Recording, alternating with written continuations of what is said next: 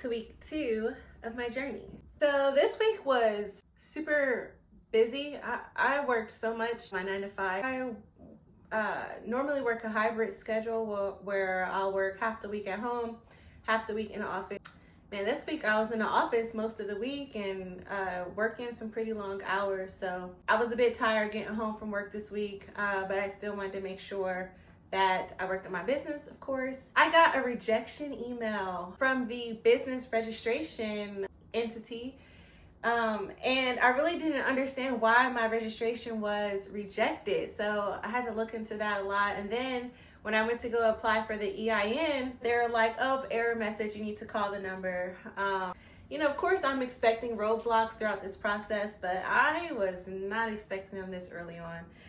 I was a little agitated by that. Mostly because I didn't understand why the registration was rejected and why I couldn't just apply for the EIN on the website. I kind of just took that rejection like, okay, hold on, let me think this through a little bit more, because perhaps there's something that I need to reevaluate here.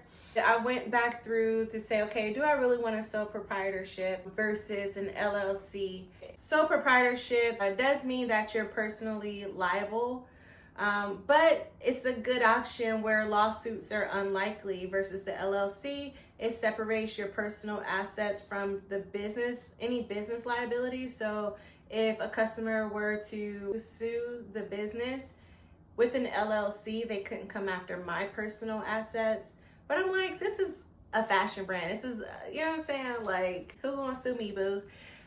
So I didn't think, that I needed to put too much focus into that. At the end of the day, if somebody's unhappy with their purchase, they're going to get an exchange or a refund. But I'm not about to fight a customer on an order to a point where they need to sue me. Another piece to that is the sole proprietorship is not taxed separately. So basically, any of the business income is going to report it on my personal tax returns. The business expenses, they're going to be deducted as well. So it brings down my taxable income. Realistically, starting off, having my taxes combined, I think actually would benefit me on a personal tip. For the LLC, the taxes are more complex, but it is easier to build business credit with an LLC. Banks just perceive LLCs to be more credible, according to my research. Well, all in all, they said sole proprietorship was the simplest, it was the cheapest, it was a good route to go if you're just trying to test an idea, and that's pretty much what I was going for. On the LLC side, there's going to be ongoing annual reports and just various fees to just keep the business registered. I decided, at least to begin, I'm going to do a sole proprietorship. So I did some research on that for about a day or two, slept on it, and being really at a standstill, I couldn't do any physical work on my business simply because I don't want to incur any business expenses until my business was actually registered. This week was heavily research based. Not only did I look into the different types of businesses, I also looked into social media. I'm not heavy on social media platforms, period. So I actually had to get down to the basics and research, okay, which social medias make sense for what I'm trying to accomplish, right? I figured TikTok would be my main platform. It's what I plan to use to actually build the community. So I will use TikTok to talk about my business from a founder perspective. And you're going to really get the behind the scenes. You're going to get the entire journey, the process. I'm also going to be asking for advice and for just suggestions. You guys will also get the first peek at the collection once it's completed. So you guys will get a lot of different sneak peeks that a lot of the other platforms will not get. I will also be using YouTube for a very similar reason.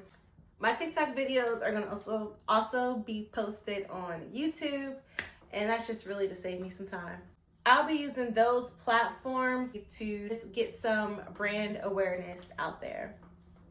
For Instagram, I'm really going to use that to showcase the brand.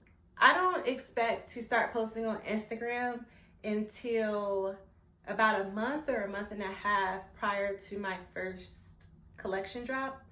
And we will talk about a timeline in another video, but right now I've just secured the handle. On my personal Instagram that I have, I don't know, close to 4,000 followers, but I decided to start brand new, fresh start. But honestly, mostly because I don't want people in my business. I don't want people who are currently in my life to know too much. You know what I'm saying? And to be honest, all of those followers, like, I would say a very, very small percentage of them would actually be a customer, like a target customer of mine.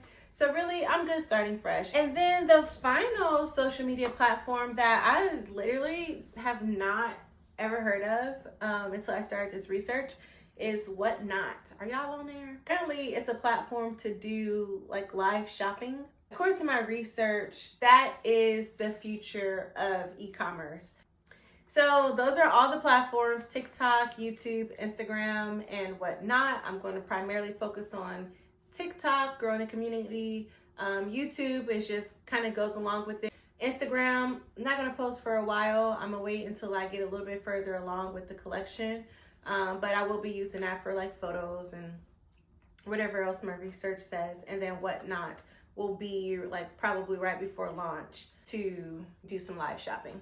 The only thing that I'm like really on the fence about is a posting schedule. I know I can't just post once a week and expect, you know, to gain all this following. Also, I'm not trying to be an influencer. So I've been thinking about like, okay, but what is a reasonable amount? Because one time a week definitely ain't gonna hit it. So what I'm going to do is try to post at least 3 times a week. I'm going to figure it out. I mean, if you guys have some ideas on what I could post in between these longer form posts, please let me know. That pretty much wraps up my week. Next week, I do have to travel for work. Even through the having to travel, I have some plans on some things that I can do that I can take with me. So with that, we're going to go have a beautiful and productive week. Ciao.